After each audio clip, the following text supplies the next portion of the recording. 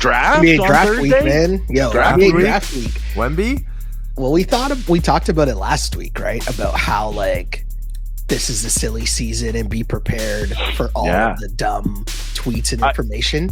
The Hornets are not going to take Scoot. Smokescreen. They're not going to take him, man. There's no way. You can't They're work out both They're Scoot. overthinking this. Can you work out both Scoot and Brandon Miller and then come back around, have it leak that Scoot had a way better workout and then not take Scoot?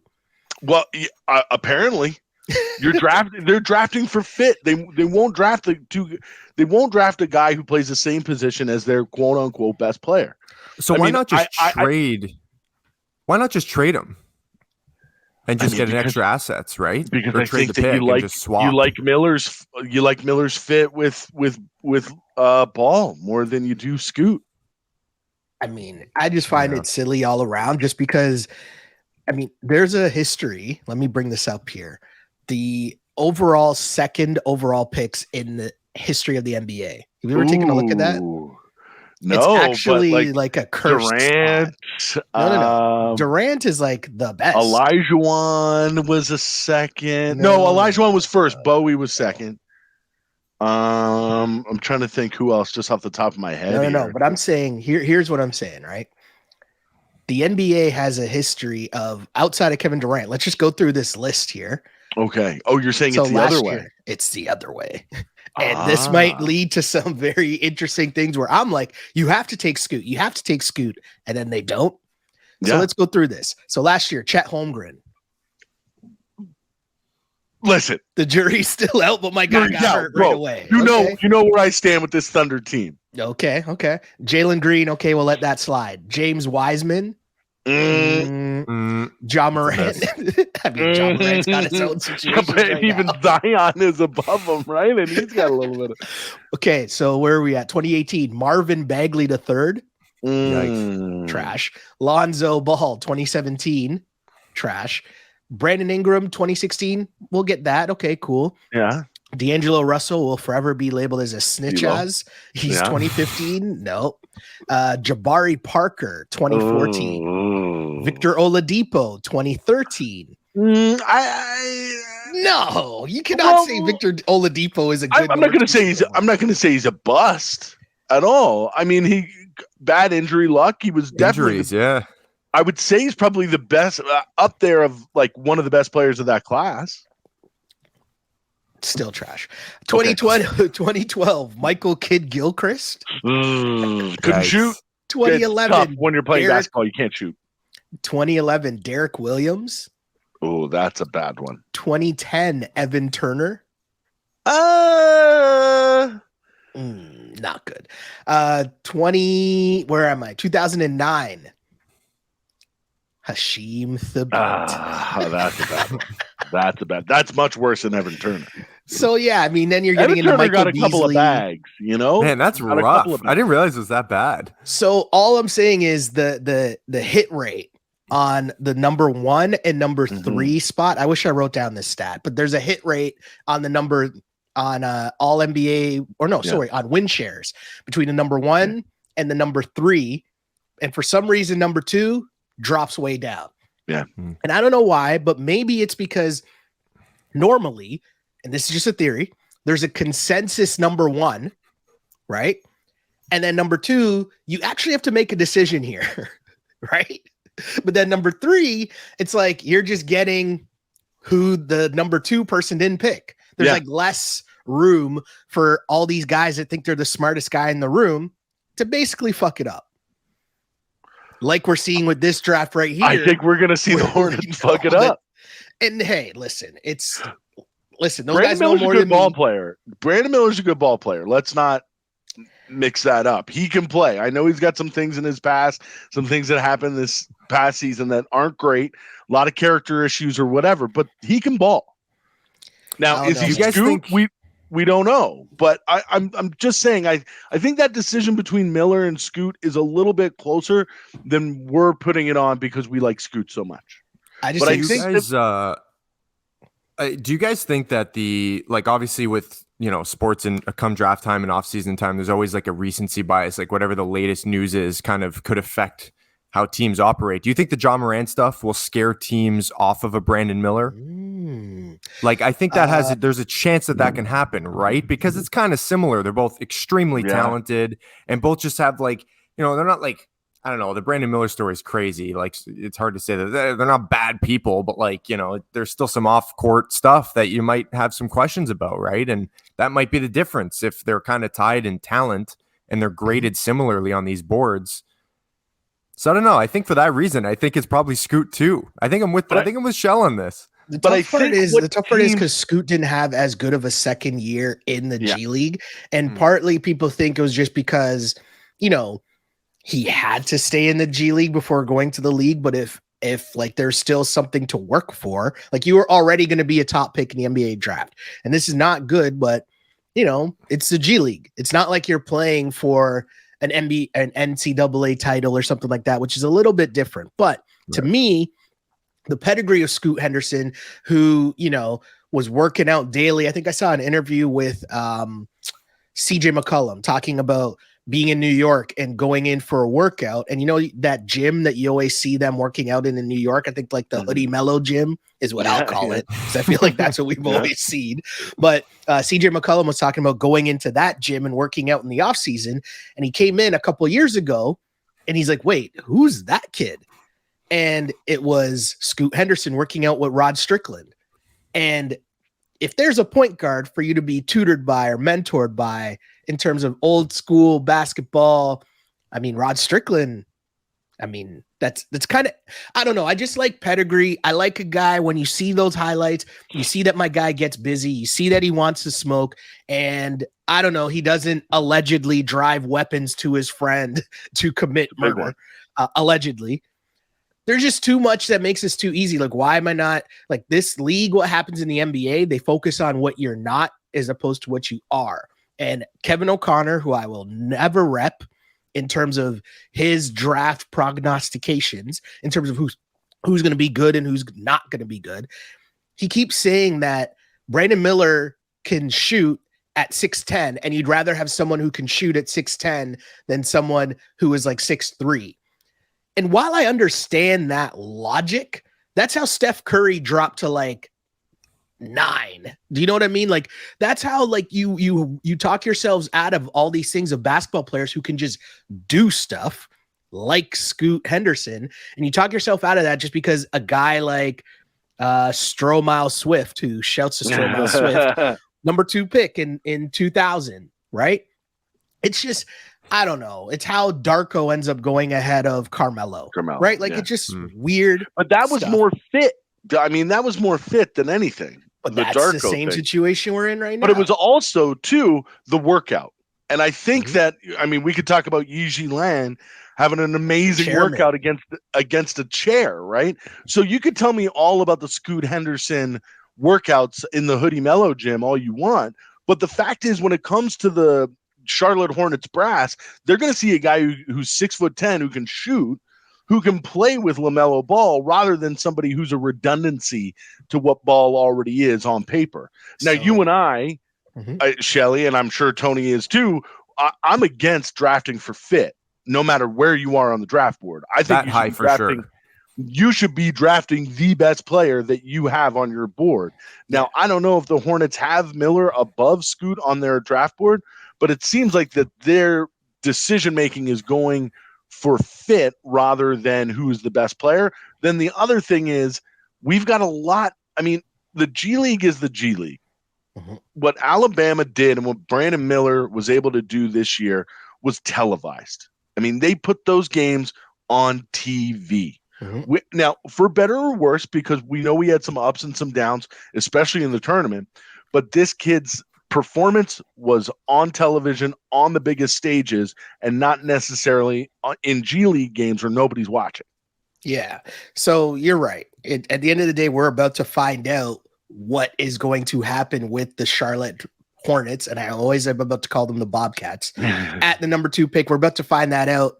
But the pick 3 is the one where all the action's going to be, because if you're Portland, I mean, did you see somebody came out and was like, Dame Lillard is doing a disservice to himself and to Portland and to the franchise by not asking out of this situation. See, this is all I dislike this whole, because every day that you between now and Thursday, or until next season, actually, it's not even until Thursday, you're gonna get people just throwing random stuff out. Like, here's the number 3 picks on the table for this, and then here's the number 3 pick on the table for, and it's just like, we don't know what Dame Lillard wants to do. Dame Lillard, much like Bradley Beal, right? 2 guys who just wanted to make sure they get the bag that they're supposed to get, and then you figure it out later, right? Like, you like playing basketball, you like getting paid a lot of money, the most possible money you can get, and if you win, cool, you're out there trying to win, but they can't build a team around you. And so are you supposed to just go out and demand a trade? That's something that's become so much more popularized as of late, but that doesn't mean that that's everybody's temperament. Every single player is not going to have that same mentality to go to the front office and be like, hey, trade me to the Lakers or trade me to the Miami Heat. And so it's so unfair for all these articles to keep coming out every single day, basically countering each other, saying that Dame's going to stay, Dame's going to leave, Portland's going to trade him, Portland wants Siakam, Portland wants OG, like throwing out all these things that we don't know what's going to happen with that situation, because it's been the same thing for like the last 4 years in terms of what's going to happen with Dame Lillard. It's a chess move now that these players have in their pocket that they used to not have. But what's the difference between this season and the last 3 years for Dame? It's the exact same situation. He's getting older. Yeah, but like, and the team's getting worse. They have the 3rd overall pick, like, and they're going to have to be traded, and they're going to have a guard. They're going to have a guard sitting there at 3, who is another absolute redundancy with what Dame does. Listen, when your team sucks, doesn't matter what the fit is. But if your team sucks, then you should really suck. And they do really suck. You should get off of Dame. I don't know. I don't think it's that. I think for Portland, it's the smartest move to get rid of Dame Lillard now. I think honestly, it was the smartest move. Just get good players. It was a smarter move to get rid of Dame Lillard last year, so you could have really been in the talk for that number 1 overall pick. Yeah, I don't know. I go the other way. I just think that at certain points you got to just figure out where you're at as a team and move forward. And speaking of that, it sounds like the Raptors are. There's a lot of the talk coming out about the Raps is more so nobody wants to deal with them not really showing their cards in terms of what they want to do. We're hearing a lot of Raptors rumors, but Michael Grange lately in a recent article said that the Raptors don't see themselves as that inferior, if at all, to the Miami Heat, who have made the NBA Finals 2 of the last 4 seasons. Mm-hmm. That sort of pins the Toronto Raptors as bringing it back, as we talked about last week when I said I think they're going to re-sign Fred VanVleet and just overpay him to stay. And I know that's not what Raptors fans want to hear. I know that's not really what most NBA people want to hear, because we want trades. We want all these things to go down. But here we are a couple of days before the draft, and I don't see the Raptors trading up. And I still think I'm standing by it. And now you're getting like legitimate people, not myself, just sitting on my couch watching the Raptors games here. But I honestly feel like their move is just to run it back, and more so it's a business decision. MLSE is not in the business of tanking, for one. 2, if you're going to tank, it would have been last season instead of trading at the trade deadline to improve your team, or so they thought, improve their team. But right now, here's a basic situation, and I'll leave this because this is the boring number side of it. Essentially, the Raptors have about $60 million in this offseason to play with, right? You have 3 pending free agents in terms of Fred VanVleet, Gary Trent Jr., and Jakob Poeltl. To bring them all back would obviously cost more than $60 million. So I've been saying I think Fred's going to take up about 30 of that. But I flip this to you guys. Should the Raptors be in this run it back phase, or should they be trying to move on off of one of Siakam or OG, or let Fred walk and just continue this rebuild? Don't.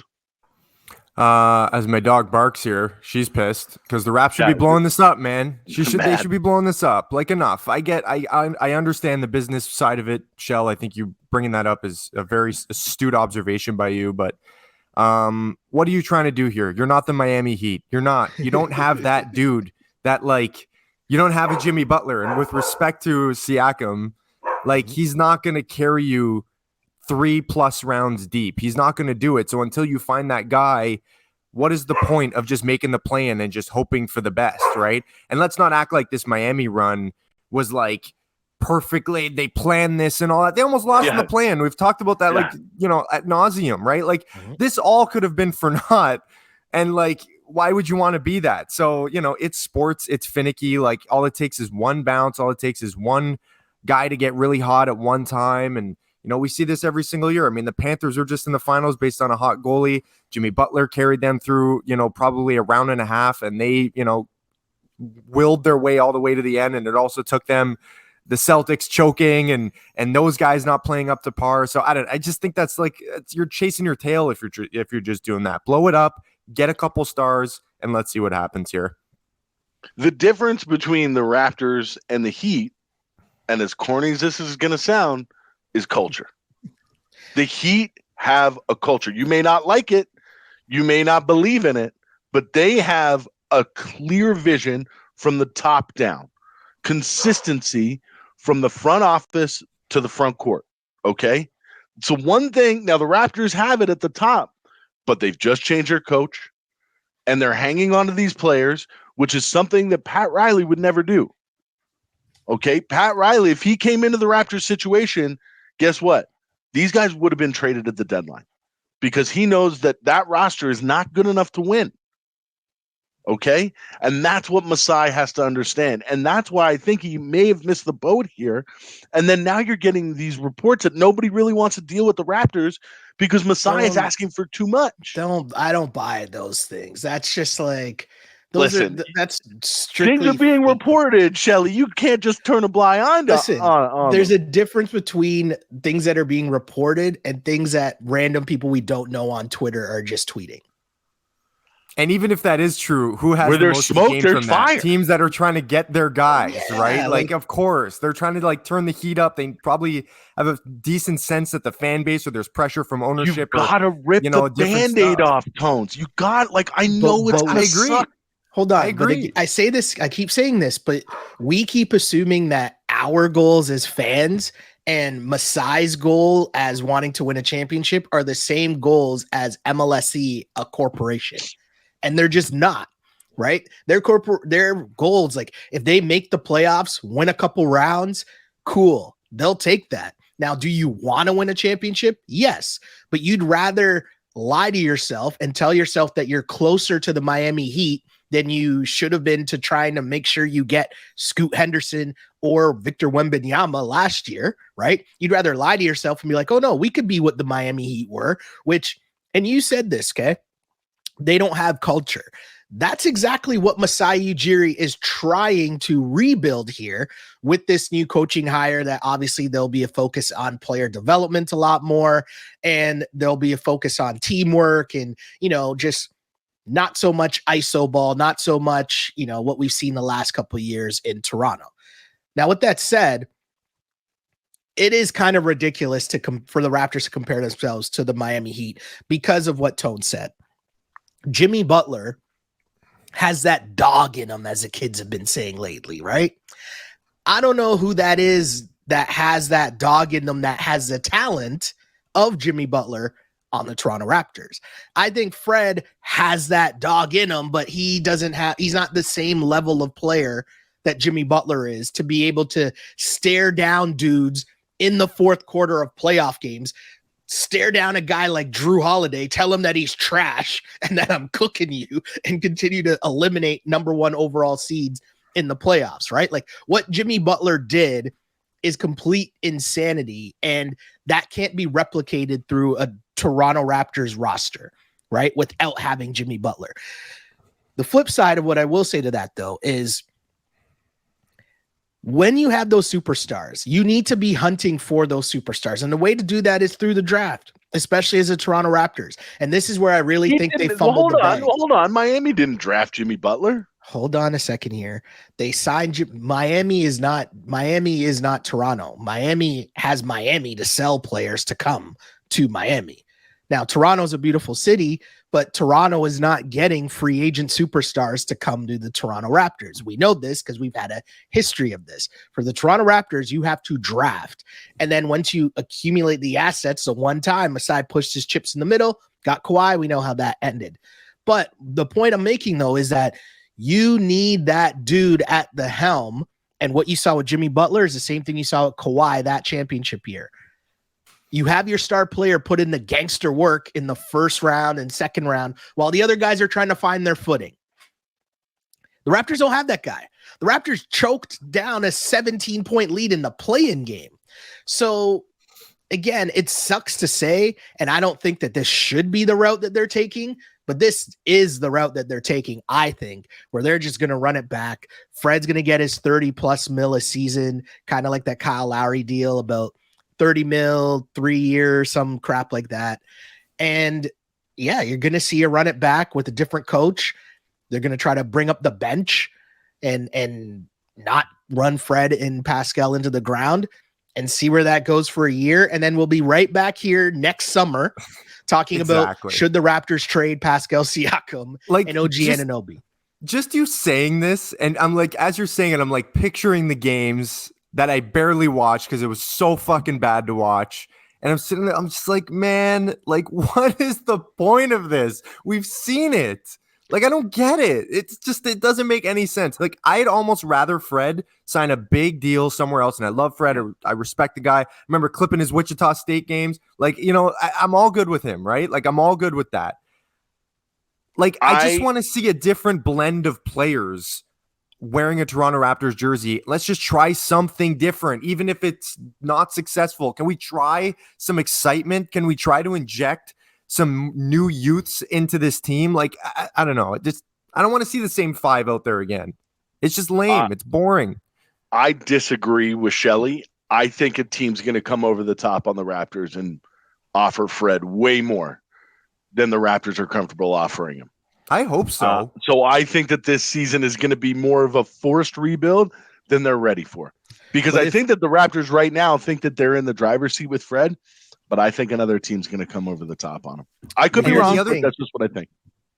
The other thing with that, Webby, too, is like that report that we alluded to of like, oh, they're difficult to deal with. Like, I wonder if that's coming from a team or even OG's agent or something like that, where like, hey, some team made the Raptors an unreal offer for OG, like really, really, really good. And they're still not taking it. And to me, that's just like, if that is true, and we, you know, that could leak at any point here of like, hey, the Raptors just turned down 3 first-round picks for OG. Like, if that's the case, what are we doing? Like, that's just so how not to run your franchise. Well, it's just not smart. The other part, when we talked about this on another iteration of the pod, about paying attention to where stories are coming from and the whole clutch sports angle.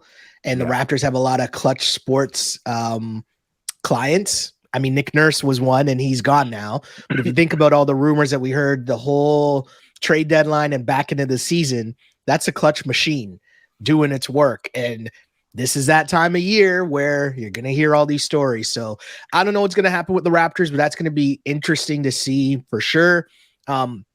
I don't really want to spend a lot of time on this, but Bradley Beal got traded. That's one of the most ridiculous trades I've ever seen in any sports history. Is he good? Is he that good? And that's what makes it one of the more ridiculous trades in sports history, because my guy's going to make like 50 mil a year to be a number 3 guy, to basically be a catch and shoot guy sitting in the corner. To be like the third clone of the other 2 guys that are there. Like what? I don't understand. Like, Durant's got the size, but in terms of skill set, they're all shooters. Yeah. Gotta have shooters. I think the scammy part of it was that Bradley Beal's agent's dad is a CEO of the Suns.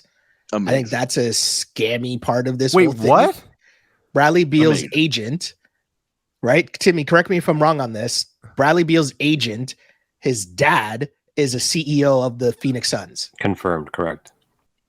So that's also the scummy side of the backroom deals going on in the NBA, where my guy has a no trade clause. So I'm sure there were other teams that offered a better deal, right? And Bradley Beal's just like, nope, not going there. Yeah. So then they're How like, is that all right, we're going allowed? to try to trade you to the Suns.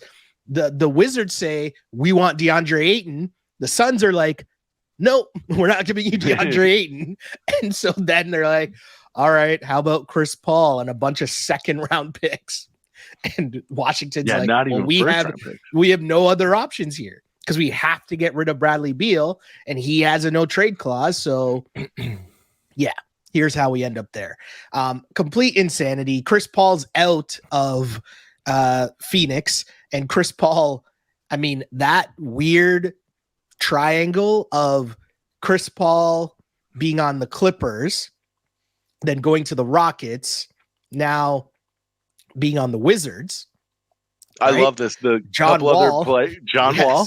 John Wall being on the Wizards, then from the Wizards to the Rockets to the Clippers, and then Russell Westbrook being on the Wizards to the Rockets.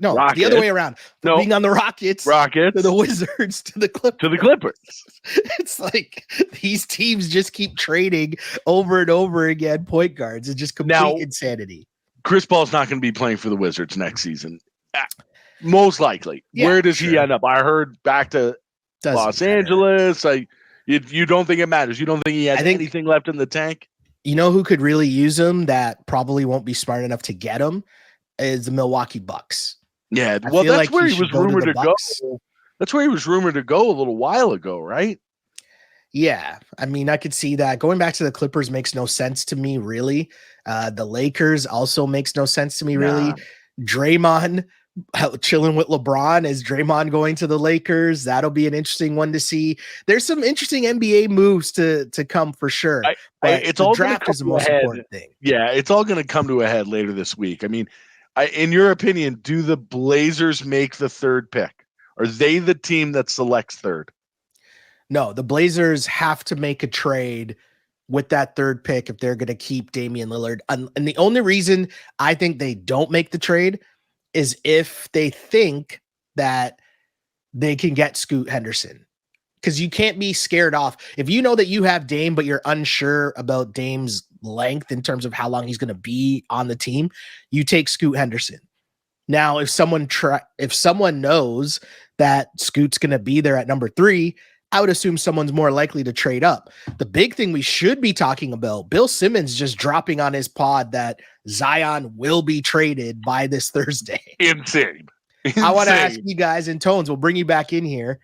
Would you trade for Zion Williamson right now? 100%. 100%. 100%. Hell no. What are you talking about? 100%. 100% I would trade for Zion Williamson. No way. His value's never going to be lower. The value's never going to be lower on Zion. No, but it's still high. I still think a guy like that is going to still cost you a pretty penny, and you might not get anything in terms of value on the court back. Like, there's a chance you get 0. Like, New Orleans has basically gotten 0. What have they gotten? Like 40 good games out of the guy? Like, he hasn't done anything for him. So true. And now all this when other he's on stuff, when he's on the court, he's unbelievable. He's great. And all of this is what with this Zion situation, this is what I can't separate from. What did he do wrong? Bang porn stars. What did he do wrong? Not play basketball. Yeah. That's hurt. injury. He doesn't take care of his body. No. Not play injury related. That's injury related. Hold on. That has nothing to do. No, but Webby, that has nothing. That's 100%. part of his body type. Everybody knew him coming in. Like, that was the reports, is he's got to take care of his body in a very specific way. And it takes the work off the court that makes you great, right? That's the new way. LeBron doesn't play into year now, 21 next season at the level that he's going at without taking care of him the way that he is taking care of himself. Zion is not even it looks like he's not even attempting to try. Like, his workouts are banging porn stars, which, great job. Good for you. Excellent work. It's great for cardio, great for a lot of things. If you can do it, great. However, it's not translating. He's not getting on the court. He had the hammy thing this year and he was out the whole fucking season. Like, that shouldn't happen. It shouldn't happen. A month, 2, fine. The whole season, bad. Not good. If I were the Miami Heat, I would be making the call. Yeah. Now you want to put Zion in Miami? Hold on a second. We're talking about party places to go to where there's crazy women everywhere, and you want to put him in Miami? We're talking about We're talking about culture.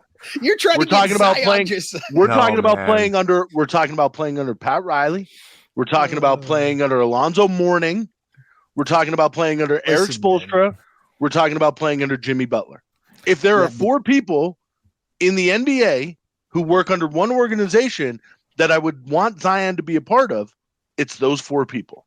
You got to be willing to like actually accept the coaching. You know what I mean? And accept the help. Like, we're kidding ourselves if we think the New Orleans Pelicans haven't tried everything in their power to get this guy in line, right? Be a pro. And that's ultimately on you. Zion is 22 years old. Which makes it even worse that he's only played like 20 games a season every year in his career. If you think that I'm going to pass up the opportunity to have that kind of talent on my team, especially if I have an infrastructure of leadership there, you're crazy. So you're crazy. If the price is so low that you can't turn it down, it's going to be the lowest in his career. Lowest in his career. But the lowest of his career. He's still a first overall pick. Like you mentioned, when he is on the court, he is great. Like, he is good. So, like, the price isn't going to be as low as you think it's going to be. Because New Orleans, I really don't think so. Like, if it takes multiple firsts or a player like Bam, like, you're not doing it, man. You would take Bam over Zion Williamson after seeing what Bam did in the finals against Jokic. At least Bam's Bam on the court. Yeah, he plays. Like, here's the thing. This whole thing, especially with the headlines of Mariah Mills, is now threatening to release sex tapes of Zion Williamson. Like, that is a headline that's going on right now. But here's what I'm saying, though, Webby. Here's what I'm saying. Is he facing a 25-game suspension? Here's the thing, though, Webby. Is he facing a 25-game suspension? Here's the thing. If Zion was playing and playing well, we'd be laughing at this Mariah Mills story as it just being hilarious and funny. Yeah. Aren't we doing that? We are doing that, but there's still a part of it that we feel bad for him because he can't get on the court, and yet this is what he's being known for in his career. The fact that he's not being on the court is what makes it worse. It's not. This is recency. Do you know what the recency bias is? Zion not playing DNP Zion. That's recency bias. All right. This is just another nail in the coffin of like, cool, now there's this. You know what I mean? And it's like, it's not the thing that's making us turn off of Zion, but it's just another thing that's like, holy Christ. Like, as Logan Roy would say, he's not serious people, man. He's not serious people. Yeah, but if I can get him into a situation that's full of serious people that have done serious work with other talented players like Zion Williamson, I want to do everything I can to get him in there. So this is what I'll say. It depends on who my organization is. If I'm the Portland Trailblazers and it's going to cost me like whatever, the number 3 pick, whatever prospects I have, cool. I'm going to make that trade for Zion Williamson because I have Dame Lillard and I'm kind of on a clock and I need some sort of fuckery situation like this to get another superstar in Portland. So if I'm Portland, yeah, I take that risk and I do that. If I'm a team like the Heat, like I have a culture, I have like something ingrained and already built in. I don't need Zion. I can keep Isn't that cooking. Exactly where you'd want to end up? Isn't that exactly the kind of player that you want there? Somebody that you can put through the Heat culture? Do you know the story of when they recruited Jimmy Butler and Pat Riley was showing him around and he sees the scale and Pat Riley gets on the scale and shows Jimmy Butler that he's right around his same playing weight? Pat Riley, right? Just to show, and Jimmy Butler decides he's going to get on the scale to show his playing weight, and that would be under whatever the Miami Heat rules are. Zion Williamson is not passing that test, Webby. Not when he shows up. Not when he shows up for sure. But listen, this is a 22-year-old. This is a 22-year-old kid whose career is not over. You guys are crazy. I understand that he's had a little bit of injury risk, but when he's on the court, he's unbelievable. A little bit. And if you're a team that's serious about getting better, and you don't think you have the culture to put this guy into your system, I don't know what to tell you. Listen, if I'm the Raptors, yeah, I try and go get Zion Williamson because again, we have trouble getting superstars. But he's destined for failure in Toronto. You understand? Why is he destined for failure in Toronto? Because there's no infrastructure to teach this kid how to play. But then that's a brand new coach from Eastern Europe. You think he's going to talk? So you're talking about 3 teams in the whole entire NBA. Like that's like every team doesn't have that. You're talking about like 3 teams in the NBA then that have a culture. I think there's more than 3. I think there's more than 3. That who are they? It's the Miami, Heat, the Spurs, the Warriors, Boston, maybe. Boston? Fuck Golden State Warriors. Come on, man. What's Joe Mazzulla saying, man? Come on. Okay. That's coach. That's coach. But from the owner down to the basketball president of basketball operations, they're obviously very good at developing. Question for you. You would trade Jaylen Brown for Zion? Yeah, 100%. I would. That's a crazy. I would. That Russillo trade. That's I would not the dumbest thing. There's no way the Pelicans would take Jaylen Brown for Zion Williamson and Herb Jones. That's not happening. New Orleans would not do that. Man, New Orleans wouldn't do that. New Orleans would not do that. I think New Orleans would do that. I think New Orleans would do that. I think New Orleans would run and would be like, please, yes, thank you. Like, come on, Webby. I really do. Like, did you guys watch the playoffs this year? I want to reiterate. Yes, that, and Zion wasn't in the playoffs. Yeah, I understand that. Jaylen Brown can't dribble to his left. But you know who dribble period. Like he's not dribbling anywhere. He's dribbling his fucking wang on the bed. Like what are we doing?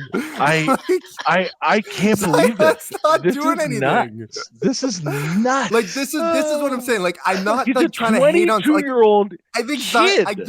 I get it, Webby. I get it. I just so you think his career is over? So hold on. You think Zion Williamson's career is over? No, I don't. There's no reclamation for him. He'll never play again. He'll never be an all-star. Nobody said he has no future. Nobody said that. But then I don't understand what you have to be an all-star first to be another all-star, Webby. There's a real chance, Webby. He's just like what Kevin Love has kind of turned into. Like he's kind of a role playing in and out of the lineup. And he's kind of like, but he's not a star, Webby. He's not like the reason the Miami Heat got there. You know what I'm saying? So I think he's going to end up being one of these guys that bounces around from team to team until he's like 30. And then it's fucking over. And he's going to be in and out of line. Like, it's just about reliability. It's about consistency. If I'm a GM, I want to know what I'm getting out of most players on my team, especially your core guys, right? That's what I want to know. At least Jaylen Brown, I know what the fuck I'm getting. Cool, can't dribble left. We can coach around that. Zion, where is he? Can't coach around that. He's not in the fucking building, Webby. Like I'm not coughing up the 3rd overall pick for him. I'm not coughing up a Jaylen Brown for him. Like if the cost is so low that you just have to take a dart throw on him, great. But like, I just like the 22 years old thing, the former 1st overall pick thing. That's how you can sucker a GM into being like, yeah, take this guy. And that's why, like right now, like we see this shit in the NFL. Like DeAndre Hopkins is like this big prize. Like, guy, he's been washed for 3 years. Like, this is not. You're just acquiring name brand recognition. You're not acquiring an actual player that's going to contribute to winning on your franchise. That's what it's all about. Zion will get traded because some team will believe that they will be able to turn him around, get him a chef, get him all these things. My biggest thing though, if you can't motivate someone to get in shape and eat right before they get the money, it's going to be a lot more difficult to do it after they get the money. And Zion Williamson to this point has missed more games than he's played. He's had more highlights on Instagram in pregame than he's had during the game because he's injured all the time. That's not true. The last year we saw more highlights of Zion dunking in pregame last year warm-ups. Granted, he played 30 games. He averaged 26 points a game. He played 29 games. Come on, man. What are we talking about? He averaged 26 points a game. He was unreal until he got hurt. Come on, man. But how often? How much are you going to continue? Hey, that's fine. You pay Fred VanVleet $30 million a year. Fred plays. I'd rather have a guy that plays. Great. Great. I'd Sweet. rather do that Sweet. because he plays. Sweet. I'd rather have the 22-year-old who has the world in front of him. And you know what else Fred VanVleet doesn't have? A porn star threatening to release sex tapes about him. We okay? don't know that. That's also we don't know what that. Fred VanVleet. We don't know that. She's threatening to release sex tapes. What do you mean? I'm We just do saying, know that. Fred might. He might just be better at social media than Zion. Are you guys watching the tapes? No. Yes. No. Of course I am. No, Come, I shut don't up. need- Yes, you are. No, I am not. I don't need I am to. not. I don't need to. Yo, I Look, don't you're need his to. number know one what- fan. You have to watch. Do you know it. a video? I'm I just did saying, watch, this though? is insane. Eh? You got Yo, the do you know a fucking- video I watched though? Did you see the video of Zion's like mother of his soon-to-be child fight on the street? No, but I like that. So like this is how I won't say how she became famous, but this is a little bit of a deep dive here. But so if you're World familiar star. with the Joe Budden podcast, there's a new member of said Joe Budden podcast named Queen's Flip. Flip does a lot of, we'll say, interesting content on the internet. And one of those things, he's affiliated with, I think her name's Rose, who was on one of Flip's shows before. And, you know, there's kind of like a reality TV kind of background to it. But in one of the more popular videos that dropped when this whole thing blew up is Zion's girlfriend, wife, baby moms, I don't know what you want to characterize her as, but getting in a fight with this other woman and her top just like completely falls apart. And I'll just say there's a lot of things swinging in this video, more than just fists. And I'm just like, yo, this is a star player of my team that doesn't even play, that I'm waiting for this whole thing to occur. Yeah, Found that that's real bad. quick. Yeah, real quick. Timmy had that bookmarked. Timmy's definitely Yo. watching the Zion sex tape after that for sure. Yo, Timmy's hitting refresh on that Google search every fucking Yeah. hour. I got to edit that out of the video now. But that's amazing.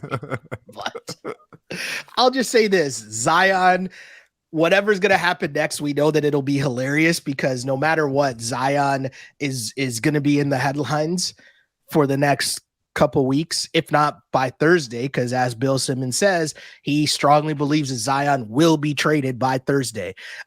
So other than the draft, in terms of what we're watching, what we're not watching is the Blue Jays because they are on a downturn right now. I just want to quickly ask you guys, is it time to hit the panic button? Should John Schneider be worried about his job? Or is it just June? What are you going to do? You did this last year. You're going to keep putting this bullet in the chamber? Like, you're still going to have the same coaches there. You're still going to have the, framework, the same You infrastructure. got Don the team Mattingly is still sitting there waiting, man. Yeah. Is- Don It Mattingly. probably goes deeper than that, honestly. It probably goes down to like their development coaches and stuff. Like, is Vladdy okay, man? Like, what are we doing here? Dude, You he's know? still Like, hitting what's he hitting? Like 285? Like, I know, it's but just I'm the just power's not there. I'm just so tired of seeing him like roll over these like hanging sliders in the upper half of the fucking strike zone, and he's fucking topping them, man. And it's like really, it's like me on the first tee of every golf round. Like, it's just frustrating. Like, it's like sending positive vibes, Timmy. I hope you bang him off today. Timmy's golfing later. You can Yeah, I tell don't know, by man. what he's The panic wearing. button, my hand's hovering the panic button. I'm not there quite yet. I still think this team has all the makings of a team that could get really hot in like a July and an August, especially if Vladdy gets going. However, the hot seat is getting hot for a lot of these guys. Like, we're talking Atkins, we're talking Schneider, we're talking like we might have to totally rebuild this coaching staff. Like, and there was, I think it was Andrew Stoughton that brought up a really good point yesterday. They have a bunch of like pending free agents that like, don't be surprised if they kind of like, hey, Whit Merrifield, let's trade him off for a couple prospects. There was somebody, Chapman, you probably get something fucking pretty decent for him at the deadline, and they might go into like retool mode, because right now my biggest thing is like, where are the AAA guys coming up that are actually legitimate future major leaguers that are coming They ain't up? there. They're not there. Who is the loser that batted fifth yesterday? Like, I'm like, who is this guy? And he's batting fifth. Like, all it takes is like a couple injuries for this to just go off the rails in terms of like what the lineup looks like. And I don't need 9 stars, but like, come on, man. And like Tiedemann being hurt really sucks, but like Aurelvis Martinez hasn't been good. And like, it's frustrating, man. And like Atkins sold us on, hey, we're going to have waves of talent. Like, in a perfect world, this was going to be like how the Dodgers were bringing up like a star a year, basically, right? That hasn't happened. In fact, we're sending down stars. Come on, Alek Manoah. Fucking, turn it around, my guy, please.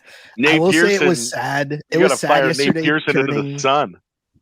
Nah, he's been good. That was the one rough one. He's been great. It was sad turning on the game yesterday and being like, wait, the Miami Marlins are better than the Jays? Like, That's this what is I'm the saying. world Miami, that we're in the now? Marlins are sick. Their lineup is cool, but they're not major supposed to, the league. Jays aren't supposed to be worse than No. the Miami Marlins. They That's shouldn't. more so my But point. here's the thing, man, is like you got those two great players in Bo and in Vlad, but Whit Merrifield doesn't scare me. Matt Chapman doesn't scare Yo, I'm me. not blaming. Whit's been playing well, man. Whit's been good, yeah. Whit gets hits, man. Springer's the big one. What it Springer really stole comes some money, what it man. really comes down to is that the pitching staff is jank. It's jank. It's just thin. Like, it's actually It's been jank. okay. It's just thin. And like the big, like, listen, nobody would have predicted Alek Manoah turning into a total pumpkin this year. Like, there's no way that anybody saw that coming. So I'm not going to blame any GM for going into the season being like, hey, we got 4 guys we can hopefully rely on if Barrios comes back and does what he's supposed to do, which he has done, right? This pitching staff would be totally different if Manoah was pitching the same level he was the last 2 years. We'd be singing a very different tune. But it is thin. You're right, Webb. Like, that's the thing. You have one injury, and it's like, fuck, man. Like, who's coming in here? Now you got Casey Lawrence, and like I was looking at the AAA roster yesterday. I was like, these are the same guys that have been here for like 5 years. It's like, is no one coming up? What are we doing? Like, it's still like the Casey Lawrences and the fucking like, who is that guy? Haig or Thomas Hatch. I'm like, still like these guys are like 26. Like, yeah, it's so frustrating. It's not a good place. Guys, and every night I can't be still- watching the Jays. Hey, guys, still plenty of time. Jump on the There Phillies bandwagon. No. We got a higher win percentage in the Jays.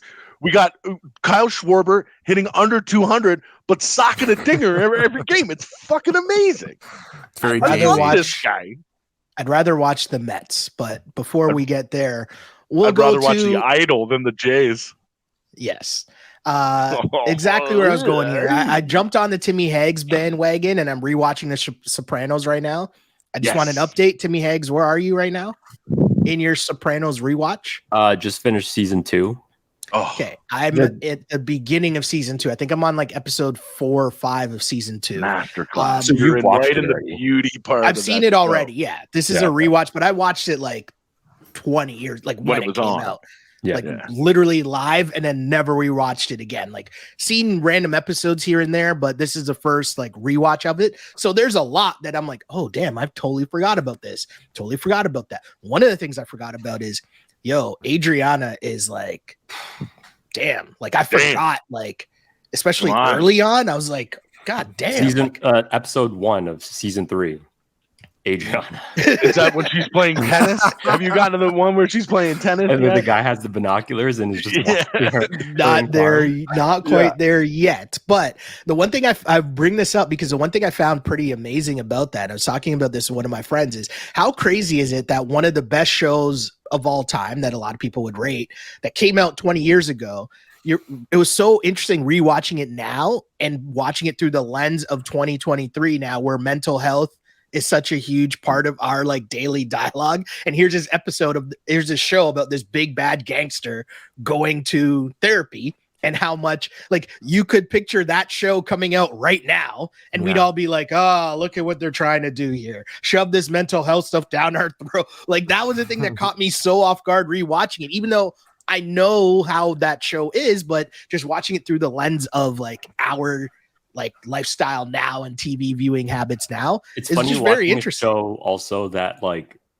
the characters are so well developed and like you like them so much. Like Tony is doing some terrible shit, but Mhm. like you're still like, this is my guy. This guy is sick. That's and what then was you go watch so the good Idol, about the show. and then you watch the Idol, and you're just like, Perfect Who's this segue, guy? my friend. Perfect segue. So the Idol. I sent you guys in the group text yesterday. I just finished watching episode 3, and I can't. So I'll start here. I honestly think that there was a good show here and they just fumbled the bag. Like somewhere within these characters and this like the elevator pitch for this show, I think there could have been something good. The execution, they just fumbled the bag. So then I did some deep dive reading on what exactly happened with the show. And it appears that they had a different writing team in, they had a different angle with the show that they were going towards. And like the Weekend character is kind of like they keep describing him as like this cult leader type guy. But the first iteration of the show was more about the main character, the woman, the Britney Spears type, Jocelyn. It was more about her and like kind of like a women's empowerment and her trying to overcome the bad influence of this guy to like rebuild her career. And then The Weekend was kind of like, I don't like how my character is being portrayed. So they scrapped all of the writing team, brought in a new writing team, and reshot this whole thing with the guy, Levinson, who I'm pretty sure is from Euphoria. Yep. Has done a bunch of other things as well. And watching it under that lens, I'm like, oh, I see exactly what happened here. Yeah. They tried to make the controlled chaos that is Euphoria, but a little more adult and with music. And it just doesn't work. It just doesn't work. And I blame the rat tail. When you're watching this show, you can tell that it's two different shows. You can tell what they had kind of worked on and written and created before this shift happened. And then you can see Abel's influence on the final product. Like all the stuff with the handlers and her team and everything. And it's almost funny. It's almost like a comedy there. And then you get into the cult stuff and the music stuff. And it's so disjointed. And the number one thing, especially after coming off the end of Succession, is the writing on this show is awful. These people are saying words that no two human beings have ever said to each other before. It is so out of the way. The whole thing with the Prince in the first episode about like, I love Prince. You should listen to. And then he sees the picture in her plays it. Oh my God, you have a picture of Prince. There are no coincidences. It's like I almost fucking turned the thing off there. Like, what am I watching? That sounds so bad. Oh my God. Bad. I have not watched the show. I haven't watched one frame of the show. And the other thing that really drives me nuts, and I got to get out of here soon, but the other thing that I really want to like stress about the show is that it seemed like the main goal of this show was to shock the audience. Like, what can we show them that is shocking, that will get people just talking about what's going on this show, The Idol? Here's the thing, man, is that we're desensitized. We have had the internet now for damn near 25 years, like uninhibited access to the most shocking shit that you can find by just typing it into Google. There is nothing that a television show that can show me that will be shocking to me. And yet it seems that every week this show wants to show me the craziest, most shocking thing that I'll be telling people about. And it comes up so short and it comes up so chaste. You know, like, oh my God, we're showing a nipple. Oh, we're talking dirty. It's like, all right, like, why do I care? Yeah, like The Weeknd's going down on her in the back seat while they're driving down Sunset Boulevard or Rodeo Drive, whatever the hell it is. He's jerking off Tones must be like, what the fuck? He's jerking off the whole time. I'm just picturing Zion the whole time. Changing room. Honestly, that would be better if you replaced. I don't know who you would replace. Would you replace The Weeknd with Zion, or would you replace Jocelyn with Zion? Now that would be shocking. Two completely different. At least The Weeknd shows up for work. Listen, when he does, it's 25-10. The show's like a good team, like a really good team with a shitty quarterback. Like you have to run all the plays for the quarterback. And The Weeknd is that shitty quarterback. I thought you were gonna say it's like the Brooklyn Nets, right? Like it should have worked. The Brooklyn Nets in theory should have worked, but in actual execution, it just doesn't work. And it's I think you're running all the plays for The Weeknd, but like he can't do shit. He can't do it. He's Zach Wilson. Hand it off to like the team around him is good. Like the cast. Hank Azaria is really good. Yeah. Like you're totally right about that. I think like there's a good show that's there. they just fumbled the bag hard. And I think how we started talking about this, comparing it to The Sopranos, and in terms of the Tony Soprano character, who is the kind of guy who we think started this whole HBO run of bad guy characters that we really like. Yeah. I feel like this show is trying to do the same thing with the Weeknd's character, but there's no endearing qualities to him. No. Do you know what I mean? And Like he's zero. not as charismatic a performer as Gandolfini. Like, But I also think that they're trying to make him someone that Later, is guys. later, my dude. I think they are trying to Later, make him bro. someone that is endearing. You know what I mean? Like they're trying to make him a character that is like, you know, there's just nothing to root for him. He's just a weird looking creep that they didn't do a good enough job of showing us why she would fall for him, why she would let him come into their world. And I think if they did that a little better, there's a world in which they would have built up that relationship more in the beginning to show him being this charismatic guy that she falls for. I don't know why they made him have like the slick back hair and the ponytail and just talk really, really weird and creepy all the time. Like it just doesn't work. None Like, of it if you works. have to defend your performance on like social media and you come out and be like, no, this is what it's meant to be, and this is how the character is. He's supposed to be weird. He's supposed to have a rat tail, so you like feel a type of way about him. But like, if you have to defend it, then it's not really a good performance. Like you didn't pull it off nicely. I have a theory here, Timmy, and tell me if I'm wrong here. I feel like they were trying to describe a scene, like an LA kind of like party scene, young Hollywood scene, and the Weeknd's character is probably a depiction of someone that they actually know. And so they're working so hard to try to be this dude, but like 99.9% of the audience has no idea of what this scene or that type of dude is really, really like. So they're so focused on showing this because it's easy to believe that young Hollywood, there's these hangers on, the party scene, the scammers, the drugs, the sex, the people who are just taking advantage of all these actual, like the pop stars and all that. Like, I get that. But I feel like they spent so much time trying to describe that in a way that no one's going to understand. And when you think of good shows, The Sopranos, Succession, Mad Men, Game of Thrones, you're taking us into a world that we don't know, but you're able to translate it in a way that's digestible to the audience. This show did not do that at all. It's taking us to this world and you're just kind of like, what is this? Like, shouldn't this be more fun? Like, that's the other part that I didn't get. You're telling me about like young Hollywood, a pop princess, and like her life is spiraling. You're thinking of like the Britney Spears and Lindsay Lohan's and Paris Hilton, like that whole scene. I'm like, shouldn't this show be way more fun?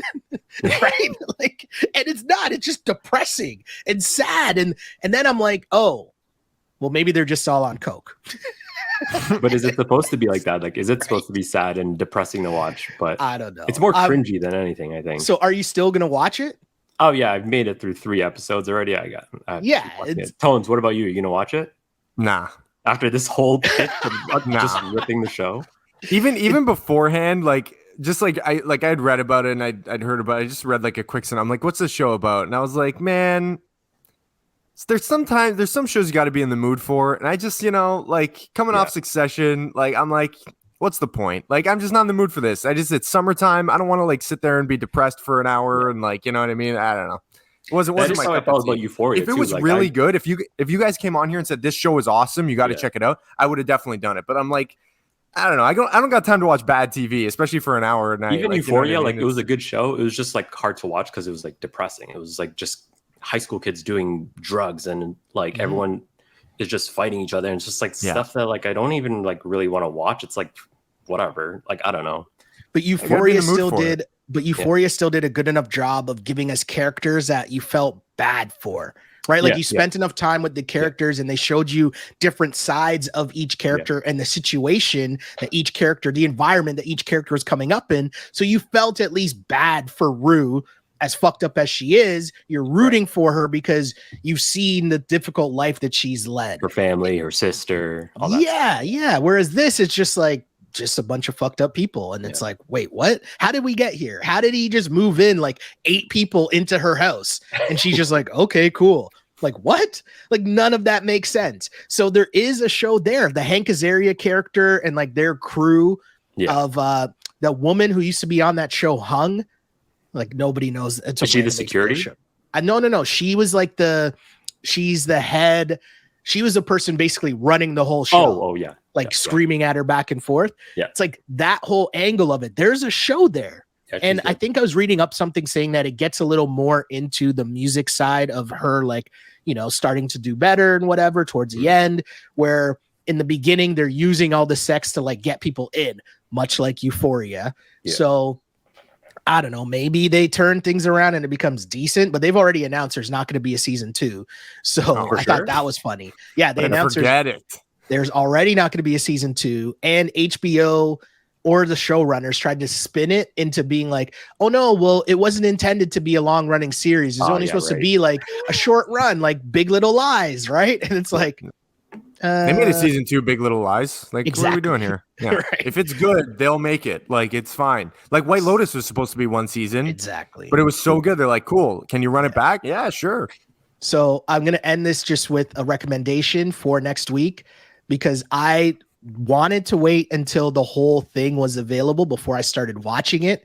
And I messed up because when I looked at it on my guide, I thought it said all episodes were available, but it wasn't. So I started watching The Billionaire Murderers.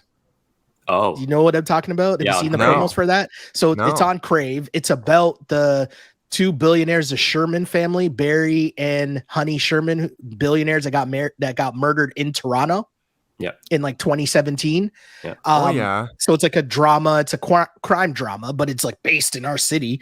And yeah, I wanted to watch it because it was a story that I remembered when it happened. Mm-hmm. I was always thinking, this is weird, man. There's got to be way more to this story. So now they come out with the doc. Boom, I'm in. I'm locked in. Crime drama. It's got me. I want to see what happens. Obviously, I know in real life, I don't think they know what happened yet. So is it just the one case for the entire season, or is it different cases? No, it's just one case. It's just one case. It just is one story. And basically, I've seen the first 2 episodes. That's what's out so far. And what they're doing is kind of like giving you the backstory of the family. And it's just this billionaire family. The husband, he is like a big time in pharmaceuticals, where he just makes, let's say there's a actual like big time drug. His company makes the bootleg version of that drug and then sells it at a lower price, makes it for cheaper and sells it at a lower price. That's how you get rich? Man, that. What are we doing here? That, right? Make bootleg soap. Call it a day. Right. Fuck. So they get murdered it happens. They show up dead in their house. And at first the police say that it's a murder-suicide. And then other investigations happen that shows, wait a second, this can't be a murder-suicide. And then the first 2 episodes are basically bringing up people who could be suspects and then telling you why probably not.